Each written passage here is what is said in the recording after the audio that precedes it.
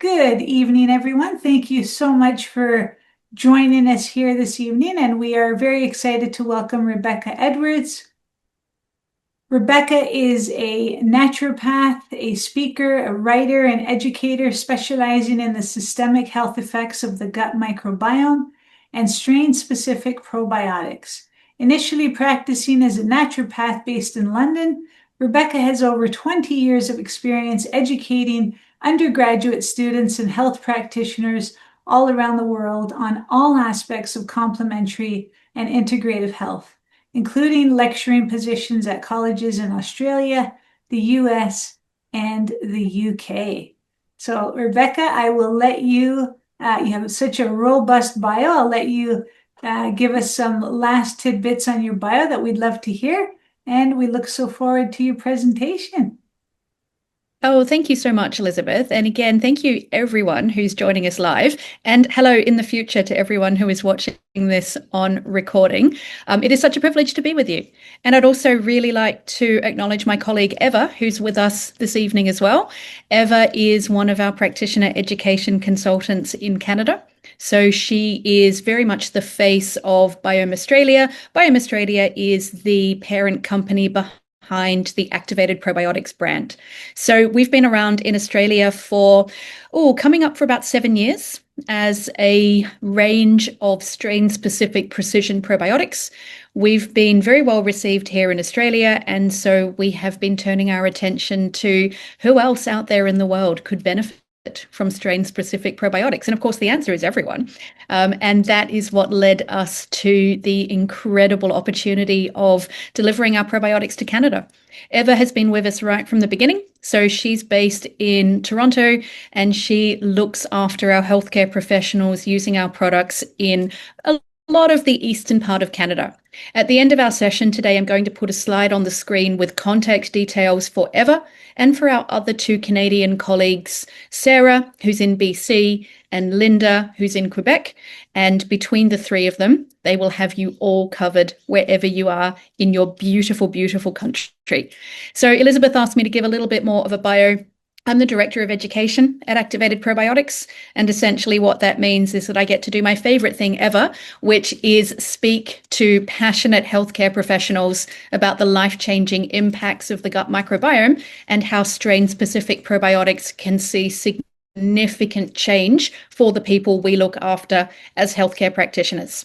What I'm going to do now is share my slides for this evening, and I think we'll jump into it. If you have any questions, Elizabeth has a process for facilitating a discussion with Q&A at the end of our session today.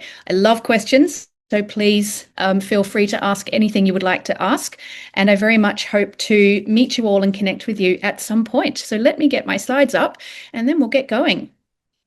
It's very exciting to have this as our first education opportunity of 2026. And I was just saying to Elizabeth before we got started that where I am at the moment, I'm in a beautiful place called the Yarra Valley, which is just outside of the city of Melbourne. And there are kangaroos kind of grazing around the door of the room I'm in right now. And so it feels very Australian and very beautiful and kind of surreal that I am currently, speaking to you all in the cold and the dark of the Northern Hemisphere winter. Isn't the modern world amazing? So let's jump in with our session this evening, Beyond Gut Health, the Future of Probiotic Science. I love this topic because it's really acknowledging what so many of us in the world of holistic nutrition are very well aware, which is that what goes on the lining of the gut affects homeostasis throughout the whole body. We've known always the ancient natural integrative philosophy of, when you are working with someone's health, you start in the gut and you start from within the core of the person and you move outwards. If we don't have health on the lining of the gut, it's going to be really hard to help our people find homeostasis. So, of course, gut health affects every part of the human body. And what affects gut health more than anything is the nature of the microbes living or passing through the very core of the human body. So the future of health is so embedded in gut health. And of course, what's going on in the research world at the moment really supports this, that there's such a focus on microbiome research and probiotic research. And I think this augurs incredibly well for, really helping to see that expansion of knowledge around the importance of the microbiome and human health. Before we get started, I'd like to respectfully acknowledge the traditional owners of the land wherever we are, pay our respect to their elders, past and present. Now, I am speaking to you from the lands of the Wurundjeri people of the Kulin Nation, the traditional owners of Naarm, now known as Melbourne, and I always want to acknowledge the ownership of this country by this incredible First Nation. I'd also like to extend my acknowledgement to the traditional owners of the lands wherever you are right now. Something I'd love for you to know about Activated Probiotics is that we are a B Corp certified company. And I know that across Canada, you have a really, wide representation of B corporations. And so you're already familiar with what this means. It means that as a company, we are held to the highest possible standards when it comes to our impact on the environment, our impact on community, and our impact on the way we look after our team as well. So essentially, this is something that always really mattered to me and does still when I'm a consumer. I really want to know that the company where I am choosing to engage my money, I want to know that they're a good company and that they're operating from a position of values. And that's something that, the ethical decision making in this company is something we really put a lot of time into. Now, why are we here this evening? Because we all acknowledge the importance of the microbiome.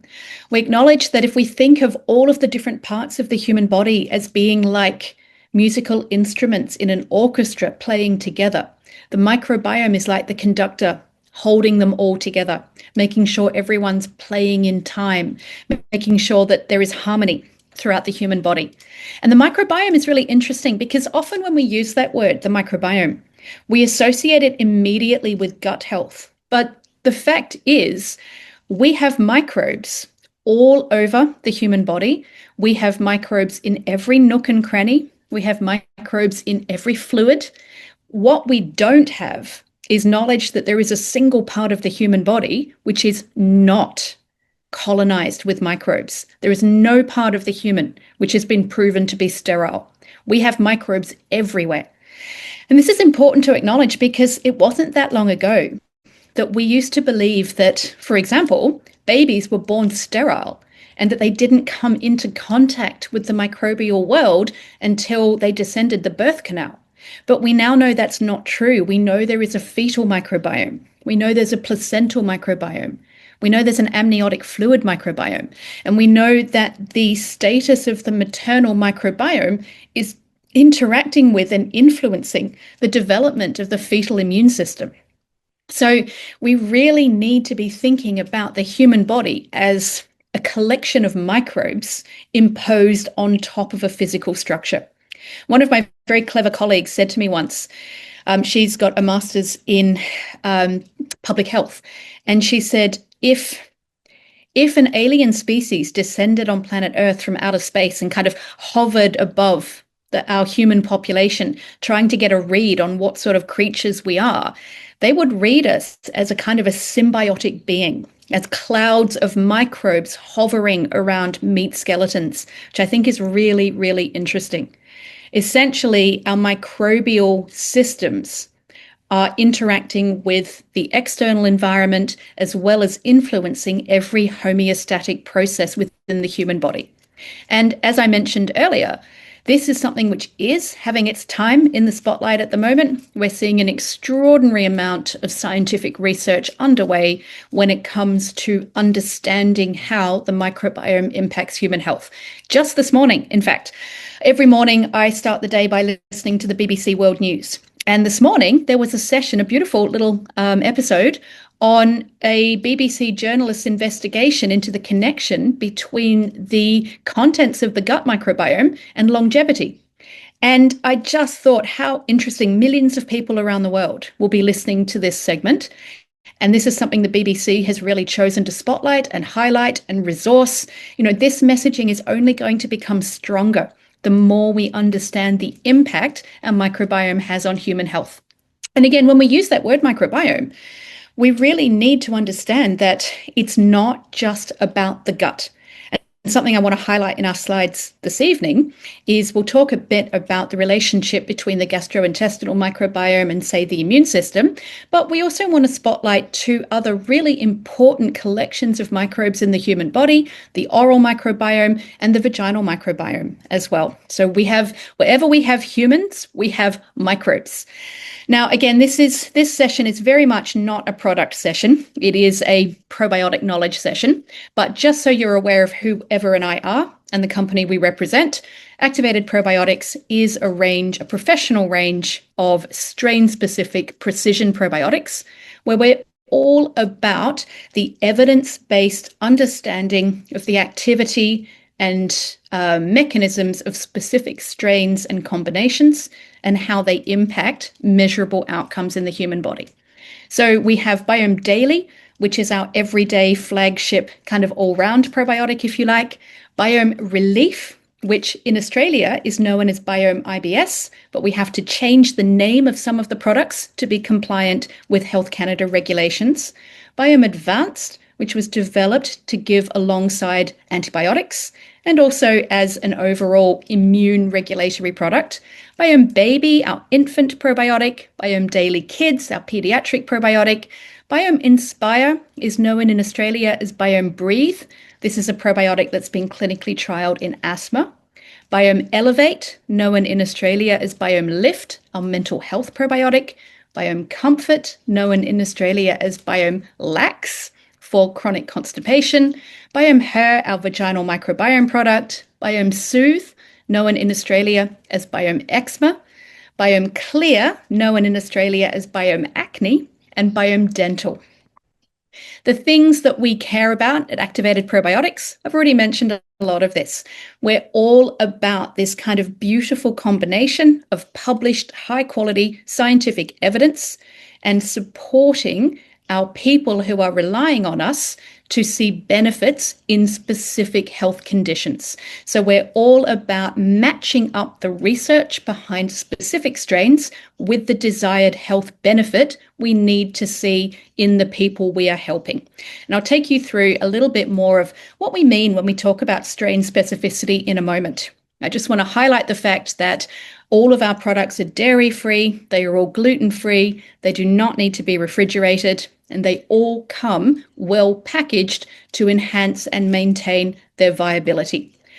So let's start with what is a probiotic. And the reason I kind of always want to highlight this is I find there's a lot of confusion with the general kind of consumer or the person out there in the community. And often this isn't helped by the fact that that word probiotic can be applied to many different things. Take a walk through your local supermarket and you'll see things like probiotic breakfast cereal and probiotic socks and, all these probiotic skincare and all of these things. So let's talk about what a probiotic is and what a probiotic isn't. First of all, there is an internationally recognized definition of a probiotic. It's defined by the World Health Organization as a live microorganism that, when administered in adequate amounts, confers a health benefit to the host. So this means that we need to have this microorganism being alive at the point of ingestion. Now, we're going to just take a very quick sidestep here because this rules out most of the food products that many consumers think of when they think of the word probiotic. They think about things like yogurt or sauerkraut or kimchi as a probiotic food. But the thing is that most of these fermented foods are just that, fermented, that what we are receiving in those foods is the product of fermentation rather than the live microorganisms themselves. In order for a substance to meet this very strict definition, we need to know the exact number of live microorganisms which are present at the point of ingestion. And most of the time, for most foods, we won't know that. So it means that most of the foods a lot of people think about as probiotics are not probiotics, but are more the products of fermentation. They're fermented foods. Fermented foods are not less important than probiotics, but they're just not the same thing. And it means that for many people, they might go to see a healthcare practitioner who might say, I really want you to take this particular probiotic. And the person might think, well, I eat a lot of fermented foods. I don't need to buy a probiotic. And this is really pointing out that a probiotic is a very specific, defined microorganism, which we are recommending for a very specific reason, because we understand that that particular microbe has been found to confer defined health benefits for the person we are helping.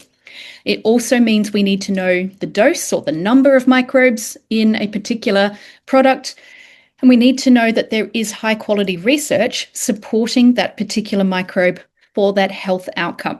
So the world of probiotic recommendation is all about matching up the research on specific microbes with the health benefit we need to see in the person taking those microbes.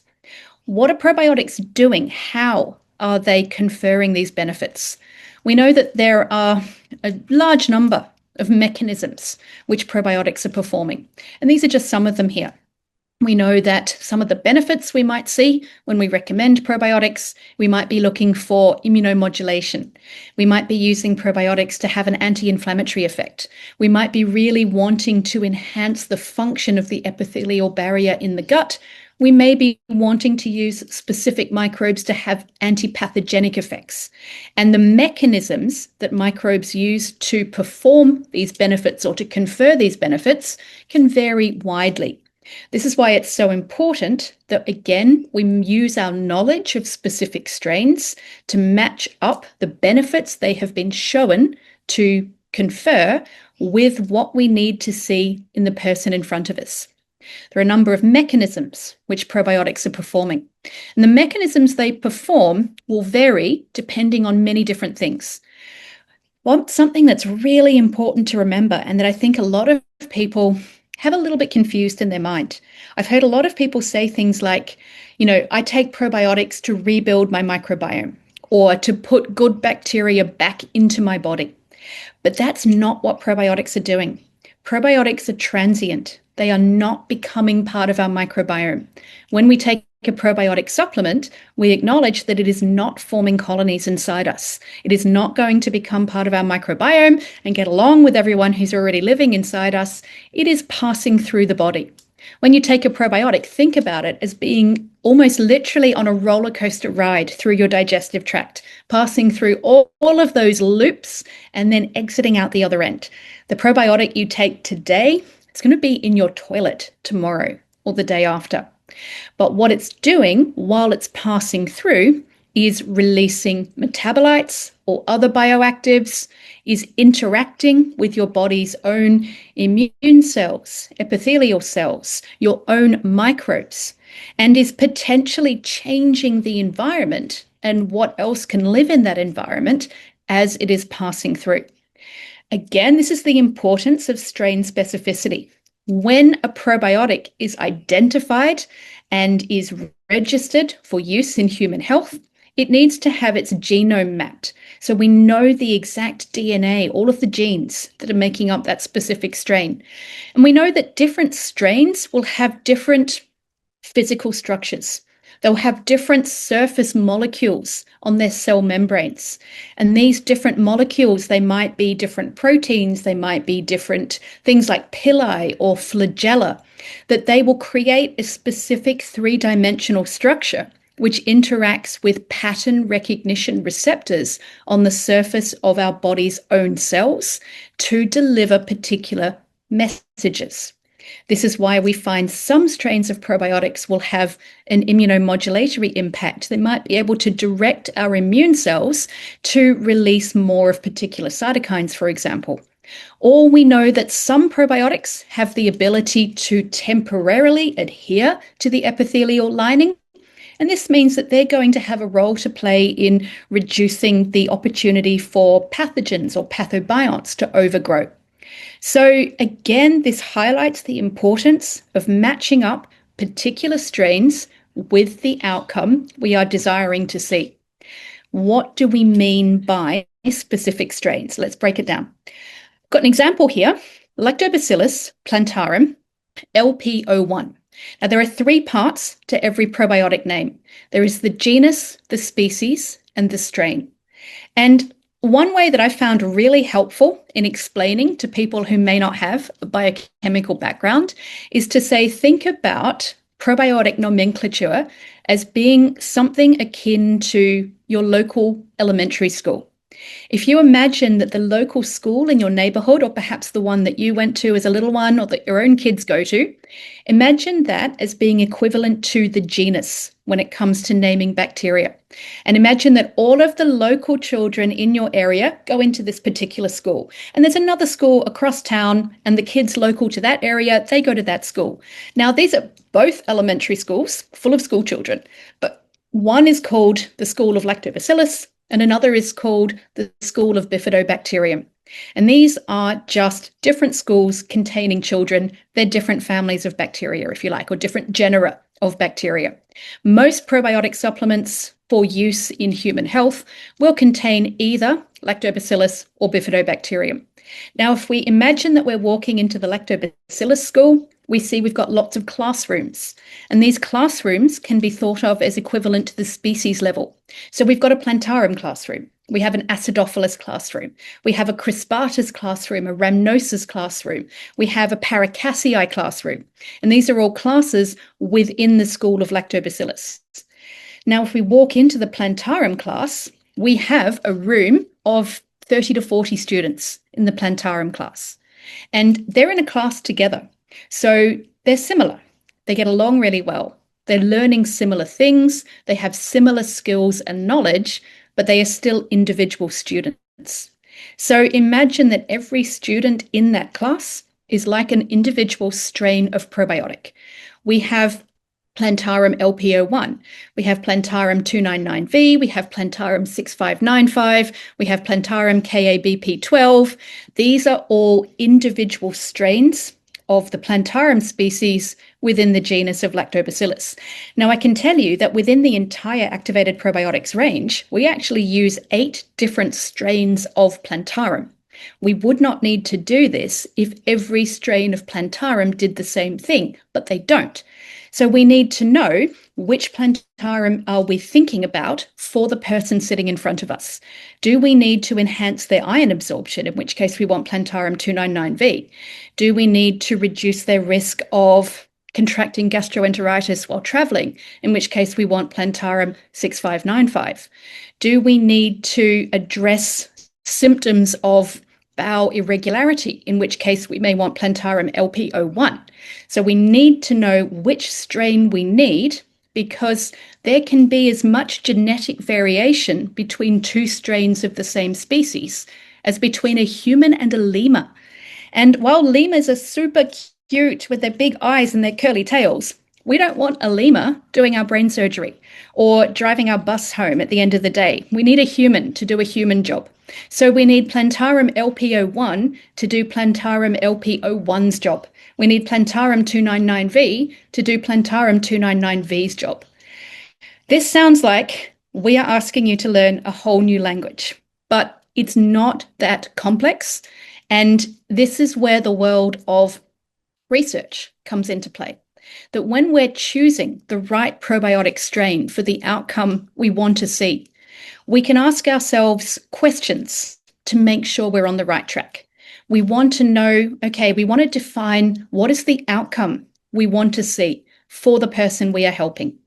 And we may be looking at a particular probiotic product, a combination of strains or an individual strain, and we'll be thinking, well, is there actually research showing that this particular combination has been shown to perform the outcome that we need to see for this person? What are the quality of the clinical trials which have been performed? Are the participants in that clinical trial, are they similar to the person sitting in front of me? Are the benefits that we know have been shown to be conferred by these strains, are they in line with what I want to see with the person I'm helping? And let's look at the dose of the probiotics in that product. Are they the same doses which have been clinically trialed? And if I give this to the person I am helping, is this same product or the same combination of strains that has been through that clinical trial and shown to bring about this benefit I want to see. This is where we produce some beautiful resources for you, and we make a gorgeous strain action chart, which will actually show you at a glance which probiotic strains have been shown to confer which benefits in clinical research. So if you'd like your own copy of this, and it is gorgeous, please do reach out to Eva or Sarah or Linda, and they will make sure to get that beautiful strain action chart in your hands.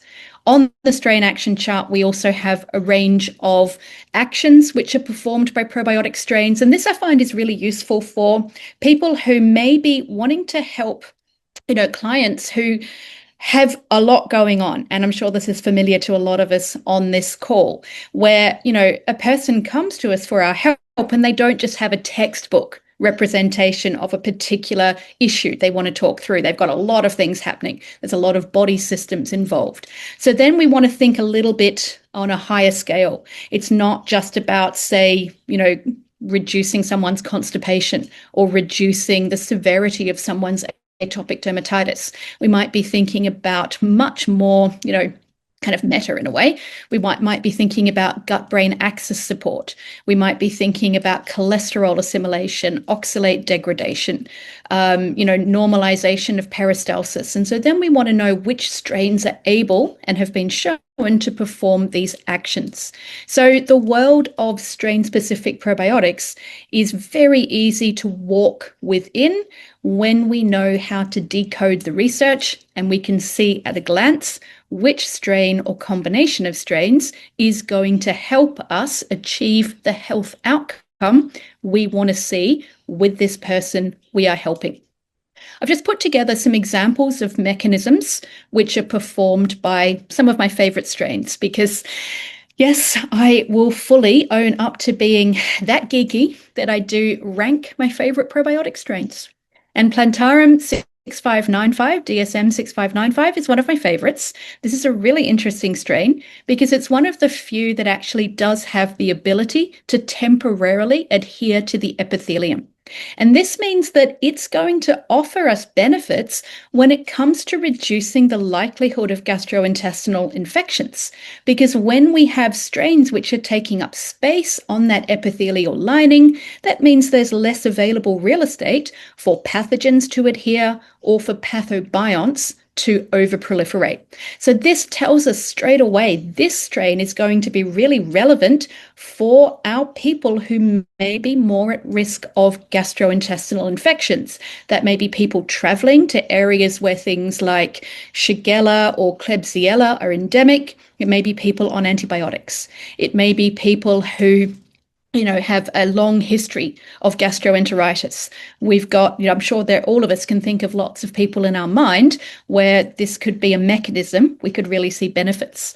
We know that Plantarum 6595 has been shown to prevent pathogenic overgrowth. So that's really going to tie back in with this is going to be a strain really relevant to traveling and to antibiotics.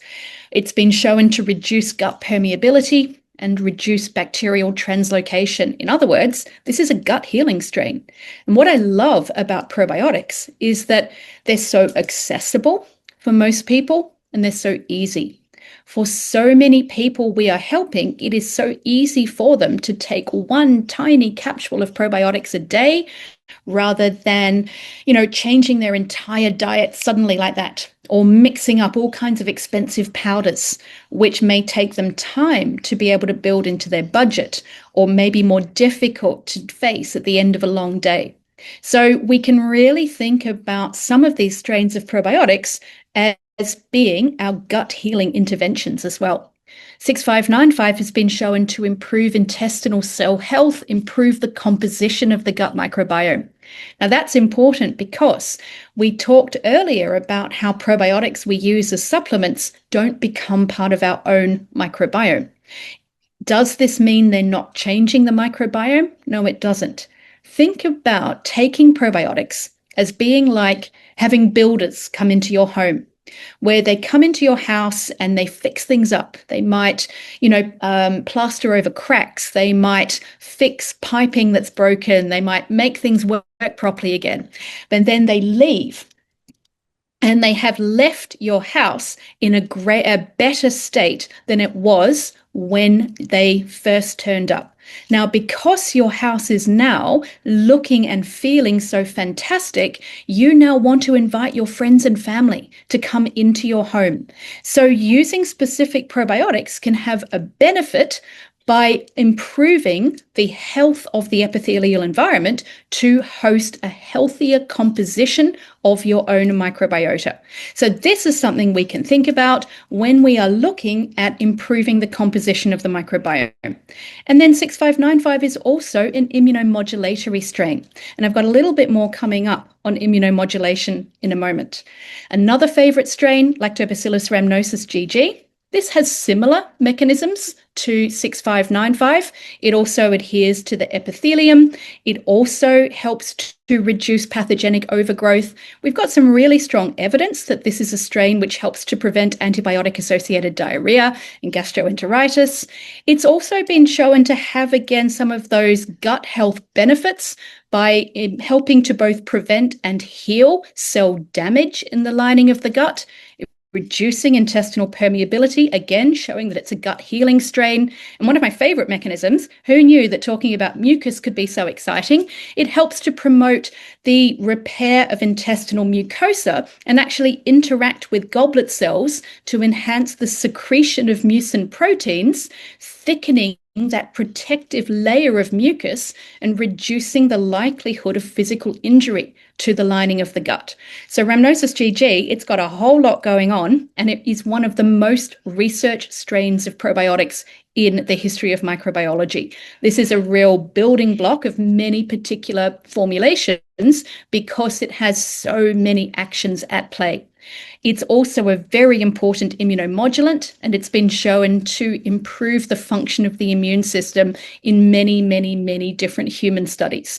So you'll all receive a copy of these slides and you can have a look at some of these references for yourself, but you can spend a whole day reading about the immunomodulatory mechanisms performed by just this one strain, Rhamnosus GG. Mind-blowing. Now, another strain which has a lot of exciting studies behind it, Lactobacillus acidophilus LaO2. This one has been studied in irritable bowel syndrome. It's been shown to reduce or enhance the degradation of oxalate. It's also been shown to inhibit candida, and it's been trialed in recurrent vaginal candidiasis. So we're going to revisit this one in a few minutes when we look at the vaginal microbiome as well. It's also been studied in vitro models of Parkinson's disease, and this is something that we get asked about a lot.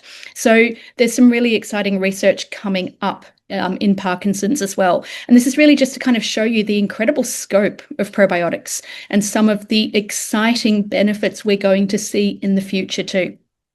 Now, I put together some of the most common questions that we receive about probiotics and also a few myths which are out there, some of which we've already mentioned tonight. Do probiotics need to be kept in the fridge? No, they don't. And this is something that I find changes region to region around the world. Here in Australia, for a long time, there's been this real kind of, and I'm going to call it a myth, of understanding that probiotics need to be kept in the fridge because they're live microorganisms and they will die if they are outside of that cold temperature. But this is not true. And the most important thing to understand about probiotic viability is the biggest enemy of probiotic supplements is not temperature. It is moisture. And this is why the way that probiotics are packaged is so important. We want to have individual capsules of probiotics sealed in blister packs so that they are kept separate from the external environment. Because probiotics, when they're produced, they are freeze-dried. They have all of the intracellular moisture removed from their cells. And this puts them into a state of deep dormancy. They will stay alive but deeply asleep for literally years. So they're not dead, but they're not in a state of active metabolism. They're like Sleeping Beauty, waiting for the kiss of the prince, except it's not the kiss of the prince that will wake them up. It is contact with moisture. So again, if we think about What are the most moist areas in the human body? They're all of those lined by mucous membrane tissue. And it is no coincidence that this is where we have the most significant concentrations of microbes. So when your supplemental probiotics hit your wet areas, this is when they come back to life or come back to a state of active metabolism. And this is when they start interacting with the environment around them. So it's really important that we keep them in blister packs, or if they're in a powder, that they come in individual sachets of powder rather than a tub, because every time we take the lid off that tub, we're going to be having a mix with, even just environmental moisture and humidity. So no, they don't need to be kept in the fridge, but they do need to be adequately packaged. Now, big question we get, when's the best time to take probiotics? Should we direct people to take them first thing in the morning or last thing at night? Should they take them with a meal? Should they take them on an empty stomach? The truth is, there's no real difference shown in clinical trials. What will make the biggest difference to your probiotic is not the time you take it. It's not even the number of microorganisms you take. It's always taking the right strain for the right action that you want to see. And the thing about probiotics is they can only work if you take them. If we keep building restrictions to our clients around when to take their probiotics, we're reducing their likelihood of success. If we tell our clients it's really important that you take this probiotic, but you have to take it 2 hours away from meals, and you can't take it last thing at night, and you can't take it near your medication, it's too hard. So probiotics work when you take them. And the best time to take them is the time that you'll remember to take them, the time that works for you. And this really flows on to our next question as well. Do we need to separate them from antibiotics? And I'm just going to totally spoil this question and say, no, we don't. Again, we used to have this idea that we need to take probiotics and antibiotics as far away from each other as possible, or the antibiotics will just kill the probiotics. But honestly, this question itself is worthy of an entire 1 hour webinar. And, maybe we can do that another time. But the short answer is probiotics and antibiotics are going to totally different places and doing totally different things. It's really important that we take our probiotics while we're on antibiotics, and they do not need to be separated. And this again flows into our next question, which we've already talked about. Do probiotics permanently colonize the large intestine? No, they don't. They're here for a good time, not a long time. They're passing through, and they are conferring their benefits as they pass through. The next one's an interesting one. Is a higher dose more effective? Now, this is something that we're very used to thinking about with most interventions that we take ourselves. Generally speaking, a higher dose of a medication will have a more significant effect than a lower dose. But probiotics are working in a really different way from most medications. Most medications we deliberately take into our body via the oral route are designed to cross over the digestive barrier and enter systemic circulation. From there, they go into the liver, they go through the biotransformation process, they're released into general circulation, and then most of the time they confer their benefits via interacting with receptor sites around the body or having an agonistic or antagonistic impact on different body processes. Probiotics do not. Probiotics never cross the epithelial barrier into the bloodstream. They stay in the gut. They're in your digestive tract, not in your blood. And remember, they're just passing through. They're out of your body by tomorrow. Because they're not in your blood, they don't need to be taken in a higher dose to come into contact with all of the receptor sites around the body, for example. Their impact is via interacting with our own microbes and our own human cells lining the gut.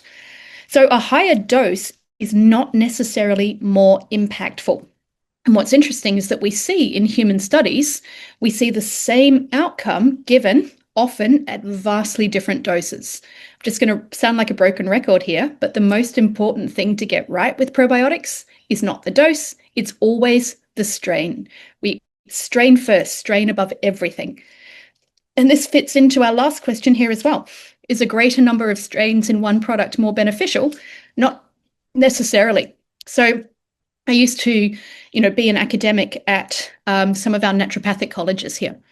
And one of my jobs that I loved the most was supervising student practitioners in the student clinic. And I would see my students prescribe a range of products to their clients.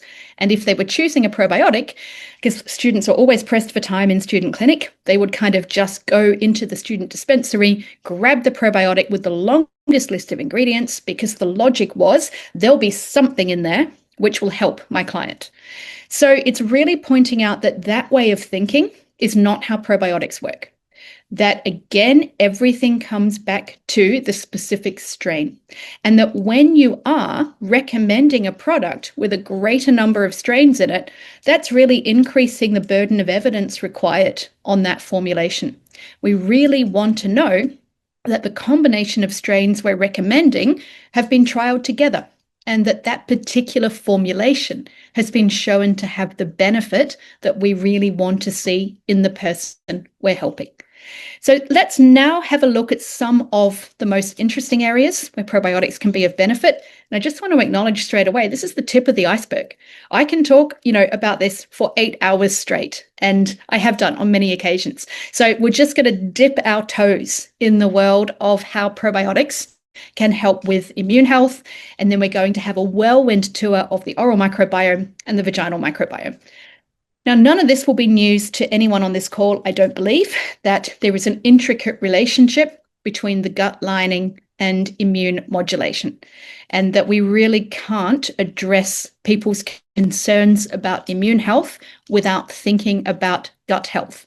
I'm sure you're all familiar with the saying that 70% of the body's immune cells are in the gut. What does that mean? It means that this is the home to many communities of cells which have immune activity, but we also acknowledge that all of the blood in our systemic circulatory system is also coming into contact with the lining of the gut and all of the metabolites produced by our own microbiota. So it is these metabolites being produced which can enter the bloodstream and have an interaction with our body's immune cells as well.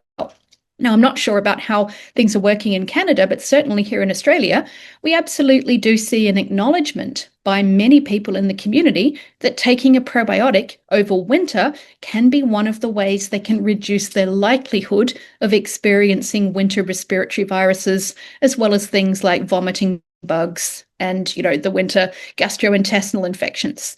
And let's have a look at some strains which can be of benefit here. 2 strains in particular, Lactobacillus plantarum Heal 9 and Lactobacillus paracasei 8700:2, have been shown to, in multiple human studies, reduce the incidence, the duration, and the severity of winter respiratory infections. We know that some of the mechanisms these strains employ to modulate the immune system are as listed on this little graph here as well. We know that these strains have been shown to increase regulatory T cells in mesenteric lymph nodes.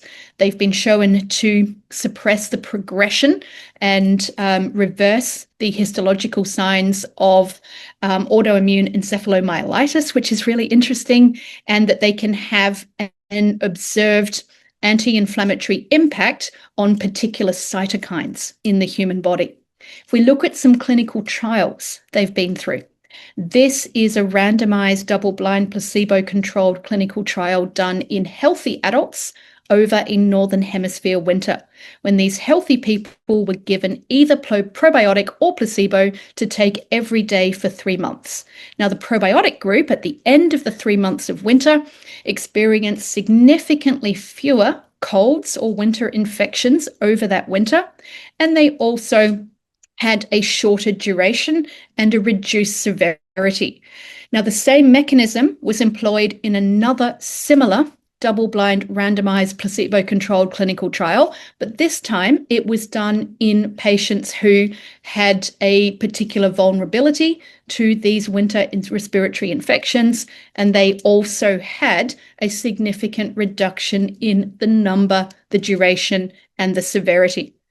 Now, all of the strains we've talked about so far, the 6595, the Rhamnosus GG, the LA02, the Heal 9, the 8700:2, they can all be found in Biome Daily Probiotic. And again, this is totally not a product pitch. The only reason I include this slide is to help you answer the question of where do I find all these probiotics? You can find them in Biome Daily. You can also find them in Biome Advanced, which is the formulation we put together especially for co-administration with antibiotics and for people who are traveling to reduce the likelihood of gastrointestinal infections. Now, I know that we don't have a lot of time together, so we'll jump ahead now to the oral microbiome. The oral microbiome is fascinating because the mouth really occupies this unique position in the human body where it's the interface between the digestive tract and the external world, and it's actually a site of extreme immune interaction. That immune cells in your mouth are essentially sampling all of the proteins and all of the exogenous substances coming into your body and making an immune decision.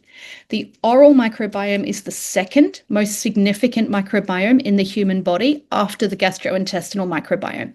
We now know there are at least 700 different species of oral microbes, and we're also really beginning to understand that the balance of the oral microbiome is having a significant impact not just on things like tooth decay and gum disease, but actually on a whole range of systemic health processes. But one of the areas that's most intricately studied and understood is dental plaque. And dental plaque, believe it or not, is actually fascinating. And again, I have a dental microbiome masterclass, which lasts for 2.5 hours, where we talk about nothing but the oral microbiome. And it is some of my most enjoyable educational time. And again, maybe there's an opportunity for us to speak about that another time, but I will hold myself back and I will speak very briefly about dental plaque today.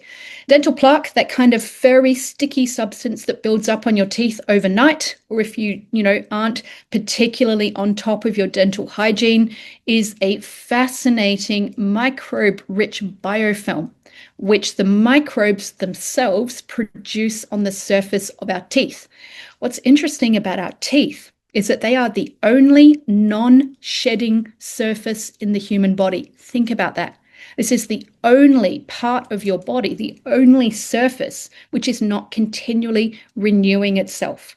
So this means that microbial communities who build up in that plaque on the surface of your teeth, they are very, very tenacious and difficult to remove. What we see going on as dental plaque builds up is a changing environment and a changing community of microbes.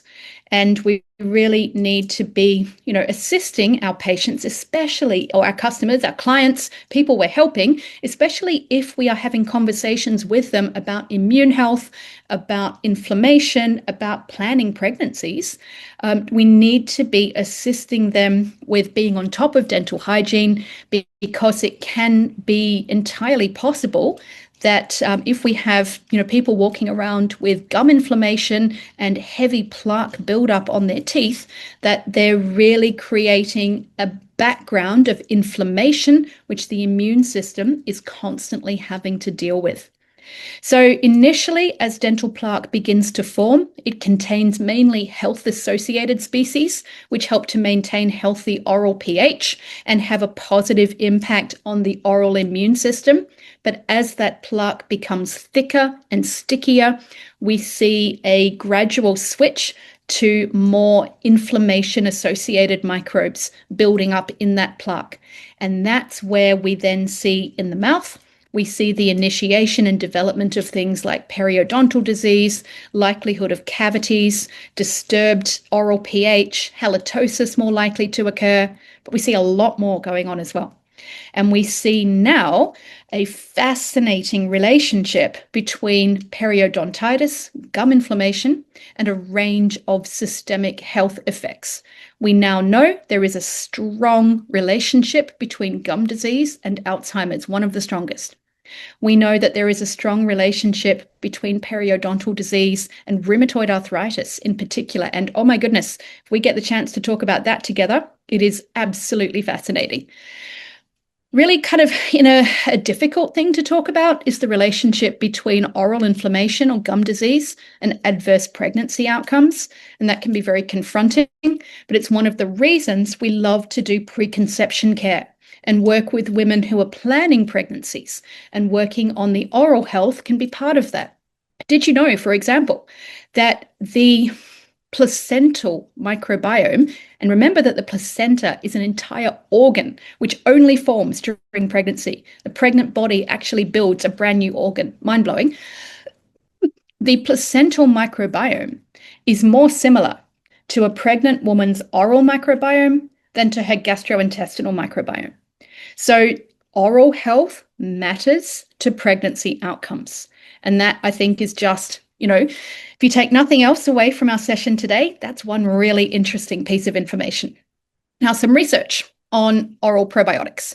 There's a very well-researched combination of strains: Lactobacillus helveticus roselle 52, Lactobacillus rhamnosus roselle 11, Bifidobacterium longum roselle 175, and Saccharomyces boulardii CNCMI 1079.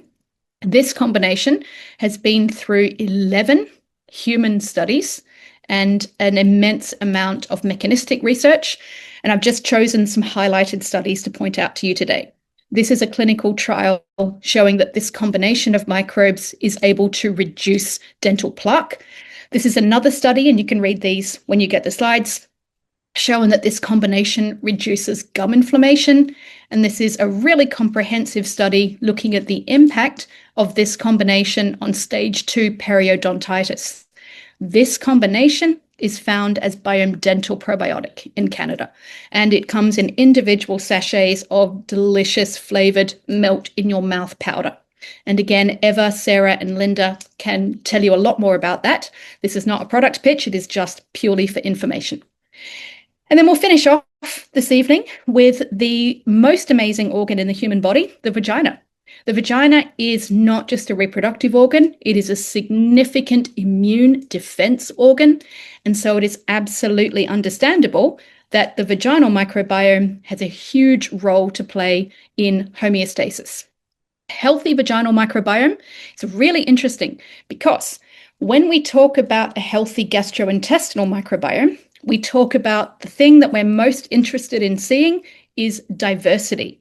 That's not true in the vagina. A healthy vaginal microbiome, we do not want to see diversity. We want to see stability, and we want to see dominance by one particular genus of bacteria, lactobacilli. And this is because lactobacilli produce lactic acid, and lactic acid helps to maintain the crucial acidic pH of the vagina.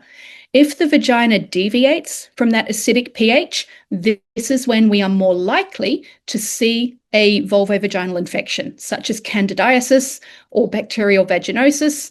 This is also where we're more likely to see things like urinary tract infections occur, because while the urethra is obviously separate from the vagina actually acts as a reservoir for bacteria to infect the urethra and cause urinary tract infections. So the vaginal microbiome is really crucial. That essential acidic pH is crucial for maintaining the entire genitourinary homeostasis. A dysbiotic vaginal microbiome is where we see an increase in pH. We're moving away from that acidic stability, and this is where we're more likely to see presence of microbes which are not part of that lactobacillus genus, and this is where we see greater likelihood of infections occurring. We know that vulvovaginal infections are incredibly common. We know that most women will experience vulvovaginal candidiasis or thrush or yeast infection at some point in their lives, and many of those infections can become recurrent, occurring many times over the course of a year. We also know that the standard antifungal treatments for many women become less effective over time, and it's really obvious that when you're just focused on killing the fungus and not correcting the microbial dysbiosis which allowed that fungus to overgrow in the first place, it's not surprising that we see recurrence. We also see that many women experiencing urinary tract infections go on to experience recurrent urinary tract infections, and the same thing is true with bacterial vaginosis, that when we just use antibiotics to reduce the overgrowth of BV-associated bacteria, again, we are not addressing that deviation from vaginal stability, which allowed that overgrowth to occur in the first place. This is where we want to look at specific strains of microbes which have been shown to be of benefit. Lactobacillus fermentum LF10 has been shown to be competitively inhibitory to some of these pathogens. It's a great lactic acid producer, and it's been trialed or studied alongside Acidophilus LAO2, which interestingly is one of the strains I spoke about earlier as a great IBS strain. It's also an anti-candidal strain. Now, if we put them together with Lactobacillus crispatus, we see magic happen. Lactobacillus crispatus is a native vaginal species, which is often known as the queen of the vagina, because crispatus produces more lactic acid than any other species of Lactobacillus. It also has a unique interaction with vaginal immune cells. It helps to reduce the virulence of candidiasis, and it exists in a negative co-occurrence pattern with common vaginal pathobionts and BV-associated microbes like Gardnerella vaginalis, like Klebsiella, E. coli, Streptococcus agalactiae, otherwise known as Group B Streptococcus. So we really want to be supporting the presence of crispatus in a healthy vaginal microbiome. Interesting study done on women with recurrent candidiasis or recurrent thrush found that combination of fermentum LF10 and Acidophilus LAO2 significantly reduced the likelihood of recurrence of candidiasis and was a lot more effective than the standard treatment of oral antifungal therapy. And the beautiful thing about probiotics is that they are so suitable to recommend alongside pharmaceutical interventions. So if we've got those women who have this tendency to recurrence, we can give them these specific strains alongside the interventions that they may be receiving from their gynecologist or pharmacist. And we can find these strains in Biome Her probiotic. Again, not a product pitch, just letting you know where you can find them. Where you can find all of our products, in fact, in Canada, and I should say as well, is that these are the current products we have available in Canada. We do have a number of other products here in Australia, which are still making their way through the Health Canada regulatory process. Please keep in touch with Eva, Sarah, and Linda, because they will let you know when new products make their way through. And just as a little teaser, we have products like Biome Cholesterol, for example, which has been shown to significantly reduce total cholesterol and LDL cholesterol. We have Biome Iron, which has been shown to significantly enhance iron absorption. We have Biome Osteo, which has been shown to significantly reduce the rate of postmenopausal bone loss. All of these are coming in the future, and we'd love to keep you up to date with them. Now, our partner in Canada for distribution is EcoTrend Ecologics, beautiful, beautiful outfit of incredibly passionate humans who will be very happy to, if you're not already setting up, have an account with EcoTrend, they'll be very happy to get you set up. And in the very near future, we will also have our products available on FullScript. And again, keep in touch with Eva, Sarah, and Linda, and they will keep you up to date with availability of new products as they occur. These are the contact details for Eva, Linda, and Sarah. Now, Sarah, again, just to restate, Sarah is in BC, and she looks after, roughly speaking, the western part of Canada. Linda is in Quebec, and she looks after that part of Canada. Eva is in Ontario, and she looks after a lot of the east of Canada. But you can email any of them, and they will put you in touch with the right practitioner education consultant for your region. It's been such a pleasure being here with you this evening. I can't tell you how much I love Canada, and I'm lucky enough to come to visit most years. Hopefully, I will meet some of you in person on my next trip. Love to hand back to you, Elizabeth. Rebecca, oh, you're just a wealth of knowledge. That was just spectacular.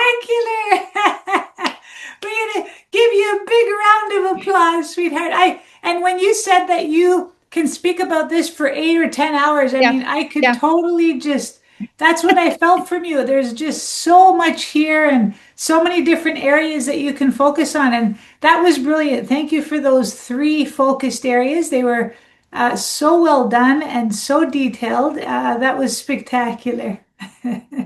Oh, there's so much more to come, Elizabeth. We would love to do Yes. this again sometime. Oh, absolutely. Well, thank you to everyone for attending today. We're going to take some questions to give Rebecca right now. So please just type them into the chat, into the Q&A area, and we would be delighted to go through some of these questions.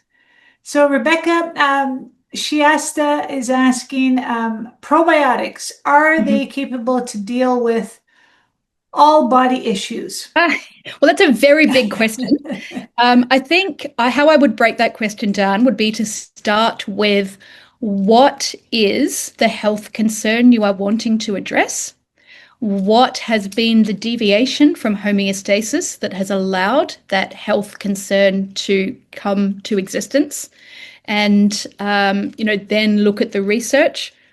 Are there probiotics which have been shown to achieve the outcome that you need to achieve with that health concern? So I don't think that's a yes or no question. But what I would say is that probiotics, I think, are extremely capable in assisting us to guide the body back to homeostasis. Okay, perfect. Actually, Rebecca, you can take off this final slide now. So Okay, we'll just, great. yeah, it'll just be, we'll go full screen, be perfect. Okay, wonderful. And microorganisms, are they obtained in probiotics? Well, probiotics are by definition microorganisms. And in terms of where do they come from, um, it's there's a variety of, I suppose, origins. And what this is where the issue really comes back to what is the specific strain which has been researched and found to be of benefit for the health outcome you want to be, you want to be seeing in your patient. Most of the specific microbes that we use in the activated probiotics range are human origin. All right, excellent. And Jamie is asking, is the biome relief the correct strain to give a client that has ulcerative colitis? So Biome Relief contains three strains. It contains Lactobacillus rhamnosus GG, Lactobacillus plantarum 299V, and Bifidobacterium BR03.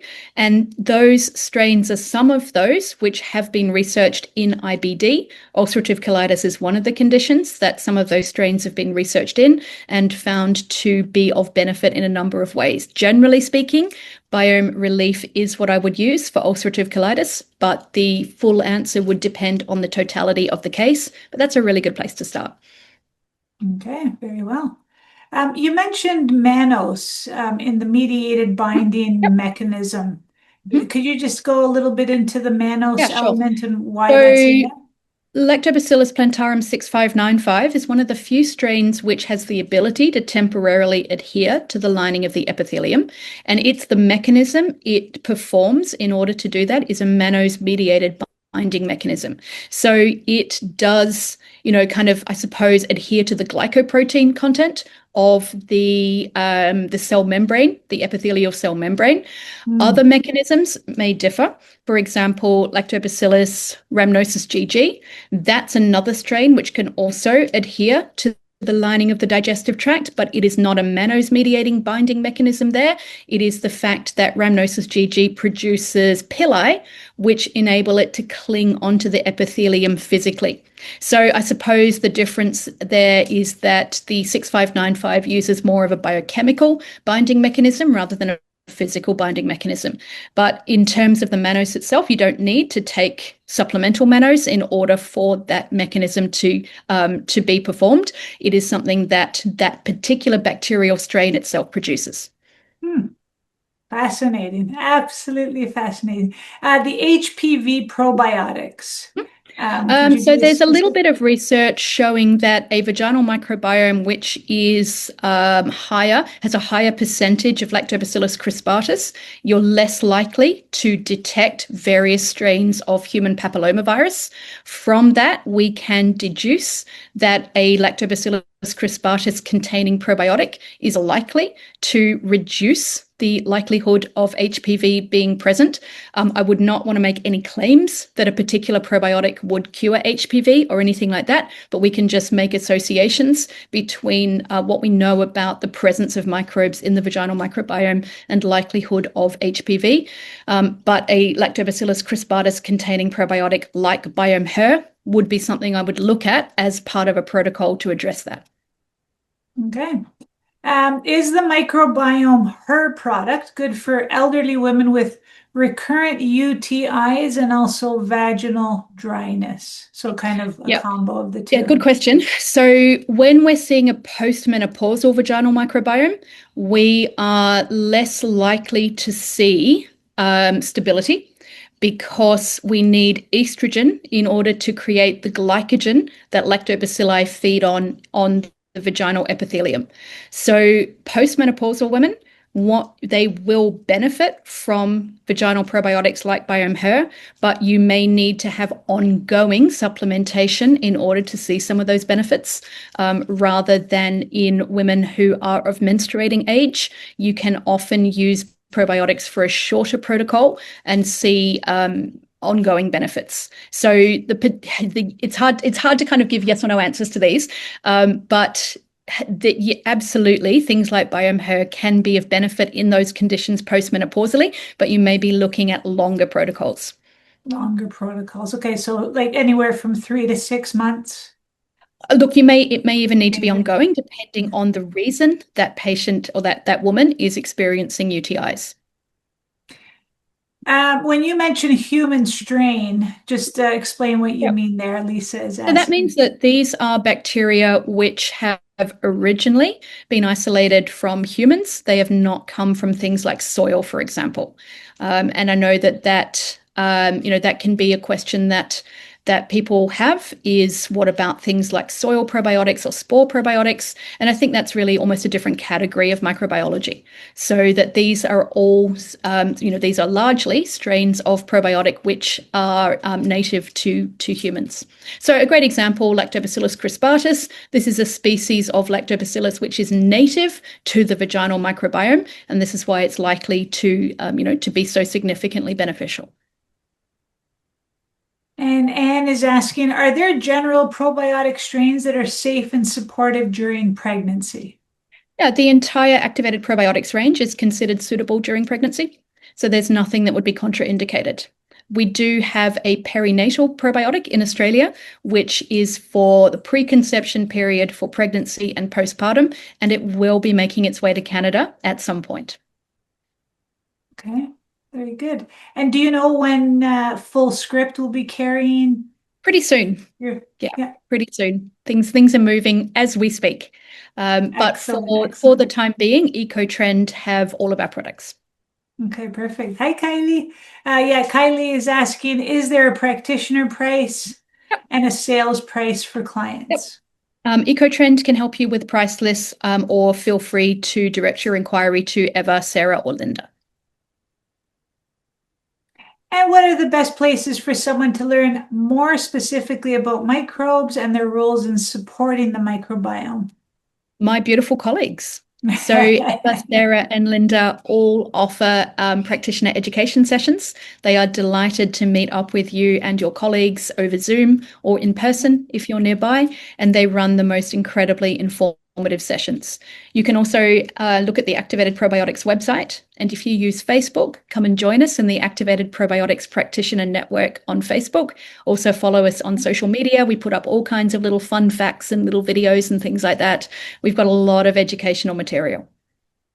And Rebecca, have you seen in your research different species requirements in regards to different countries that people would come from? It's a good question. And I think that really speaks to the benefits of having a variety of clinical trials. When Mhm. you've got clinical trials on looking at the same health condition, and you might have trials performed in Sweden, in Canada, and in India, and you see consistency in results, that's telling you that it's the microbes themselves which are of benefit. It's not that benefit is not dependent on the ethnicity of the person or the contents of their own microbiome when you start probiotic therapy. And I think that that's an area that there's often a lot of confusion from people that I've had people ask me things like, do I need to get my own, microbiome in a suitable state before I start taking probiotics? Will they not work for me if I have a really dysbiotic microbiome? That's not what the research shows us. This is why it's so important to have this variety of clinical trials, because we can see that probiotics are really acting more like a drug, if you like, because they are coming into the body, they are having this effect, and they are leaving the body. Mhm. Again, I can't give a yes or no answer, but the closest answer I can give to that is to say it doesn't matter where you're from. Probiotics are like, if you have the symptoms that are similar to the trial population that clinical trial has been performed on, then that particular probiotic is likely to help you. Hmm. Okay. Rebecca, that was absolutely so incredible. We thank you so much for being with us tonight. We thank everyone for attending this incredible webinar. We will be sending the replay, and this will be on our YouTube channel. Rebecca, we look so forward to having you back with us again. And Oh, I can't wait. yeah, it's been an absolute joy. Thank you all the way from Australia today. And you have a ton of thank yous here. Thank you so much, Rebecca, for this wonderful information webinar. And it's been amazing. It would be great if we could have the slides, yes, Yes. which Happy to make I them know you're available. going to get that over to us. And Absolutely. there's just tons of thank yous and very grateful people that attended tonight. So they're all saying thank you. Rebecca, have a Oh, beautiful evening. It was so lovely to connect and for sharing this amazing information. Activated Probiotics is definitely a leading edge product, which with very specific ingredients for specified protocols, which is absolutely what our industry needs. I'll look forward to seeing you all another time. Thank you so much for your time and attention, everyone. And thank you, Elizabeth. Thank you so much. Bye, everyone. Thank you, Rebecca. Bye bye. Bye, everyone.